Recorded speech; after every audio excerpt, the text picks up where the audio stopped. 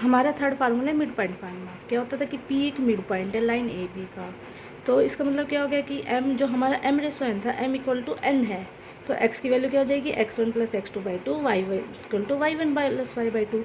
एक है area of triangle. Area of triangle में एक ट्रायंगल है पी क्या हुआ, इसकी वर्टिसेस है पी x1 y1, क्या हुआ x2 y2, r x3 y3, तो इसका एरिया ऑफ ट्रायंगल क्या होगा, ट्रायंगल पी क्या हुआ 1/2 एब्सोल्यूट x1 ब्रैकेट में y2 minus y3 bracket close plus x2 y3 minus y1 bracket close plus x3 bracket में y1 minus y2 bracket close और absolute close.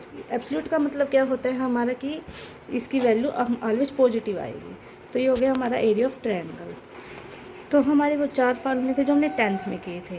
अब हमारा नया टॉपिक है कि स्लोप। स्लोप क्या होता है, अगर हम एक लाइन एल ले और वो एक्स एक्सिस के अलॉन्ग एंगल थीटा बनाए, if theta is the inclination of line L then tan theta is called the slope और ग्रेडियंट ऑफ लाइन। इसको हम टेन स्लोप को किससे रिप्रेजेंट करते हैं, M equal to tan theta, और थीटा की वैल्यू कभी भी 90 डिग्री नहीं होगी।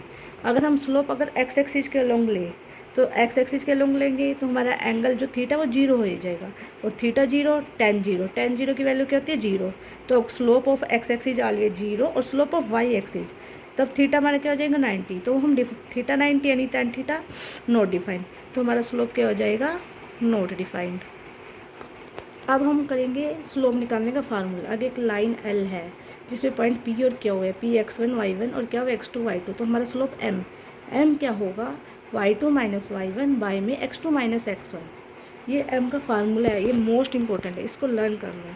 फिर इसके बाद कुछ कंडीशन आ जाती है कि अगर दो लाइन है, अगर वो एक दूसरे के पैरेलल है, पैरेलल, तो स्लोप का क्या, जैसे दो लाइन है, एक है एक बी है, इसकी स्लोप है m1 है, ए का और बी का m2 है। अगर ये पैरेलल है तो इन दोनों का स्लोप इक्वल होगा, m1 होगा m2 के इक्वल। लेकिन अगर ऐसी दो लाइन है वो परपेंडिकुलर है तो उन दोनों का रिलेशन क्या बन जाता है, m1 into m2 equal to -1, मतलब कि दोनों का प्रोडक्ट -1 के इक्वल होता है।